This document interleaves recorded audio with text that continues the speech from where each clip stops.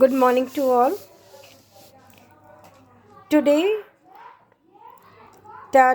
we are going to read about national movement 1919 to 1934. In this you will see that non-cooperation movement, civil disobedience movement and other forces at work. The main headings: first we will read about that Gandhiji's early life, Gandhiji's activity in South Africa. You know that story, how he was thrown out from the train. Gandhiji role in the struggle for Swaraj, when he used that weapon, Swadeshi and Swaraj. The Gandhian path, Satyagraha, non-violence, Swadeshi and social justice, causes of the non-cooperation movement. The non-cooperation movement 1920. Swaraj Party and its work, the Simon Commission, the Nehru Report, reason for and circumstances leading to the civil disobedience movement 1930. Renewal of civil disobedience movement 1932, impact of significance of the civil disobedience movement, formation of the Socialist and Communist Party, the revolutionaries movement. Here there are so many headings. According to that reduced syllabus, the main that things I have marked in my book, I told you also to mark. Here we will see that non-cooperation movement. Here you can see that I have ticked all the things. Khilafat movement, Rowlatt Act, Jallianwala Bagh tragedy. Then we will read about the Dandi March, about Gandhi-Irwin Pact, second round conference, failure of the Cripps mission, Japanese threat, Quit India resolution, and the significance of the movement. These are the important headings which we are going to read. Here I am taking that first one.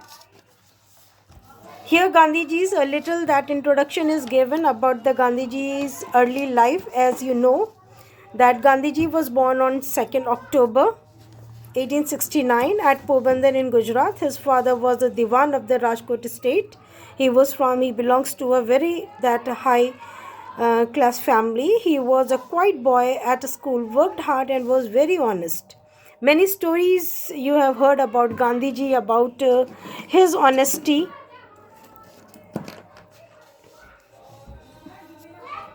He went to England to study law. He returned to India in 1891, a rather sad homecoming, for his mother had just died. Soon afterward, he began practicing law at Mumbai. It is said that Gandhiji's political life started from 1919. He was active earlier. You have heard about that Khera movement and that Indigo movement and all that thing. He was there. He was involved there. But actually that what we say that political life start from 1919.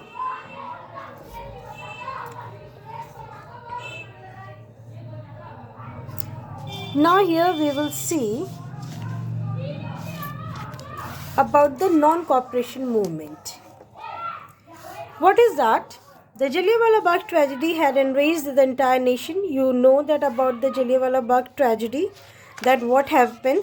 Here you can see a full that short note is given here, full description is given here, and it can come as a short note also. So it is important to first understand about the Jallianwala Bagh tragedy. What was that?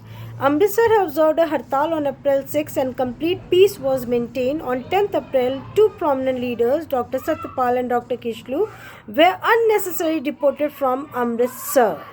Here you can see that these two leaders, they were unnecessarily deported from Amritsar. Deported means they were just taking them to Amritsar. Deported. They are sent to Amritsar.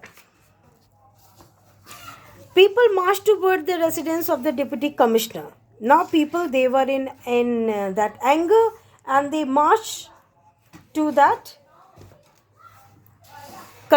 deputy commissioner to protest about the detention of these two leaders, that why they are taking these two leaders with them. What was the reason? In that,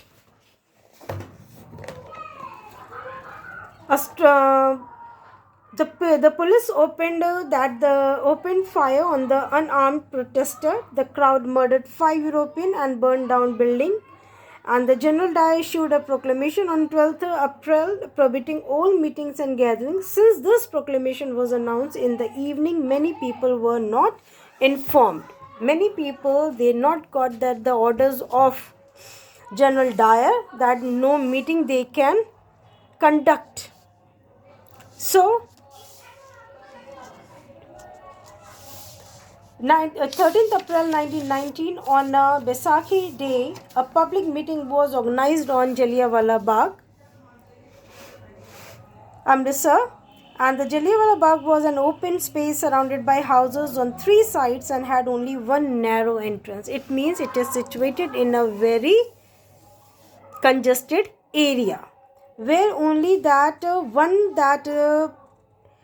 exit was there, and it was very narrow.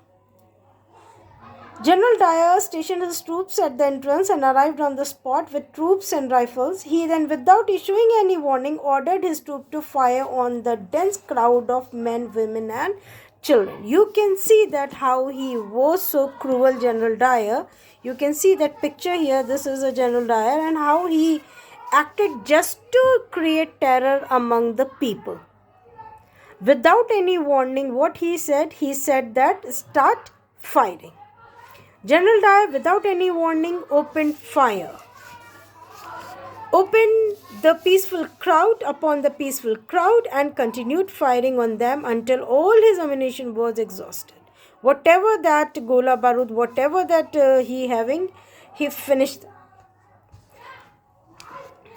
So this was that thing, Jallianwala Bagh tragedy, in which many people they died. Around they are saying that the committee, but the figure of the dead not less than 1,000. General Dyer did this as he himself proudly declared to strike terror into the whole of the Punjab. This he want to create the terror. Because of that he started and given the order to fire.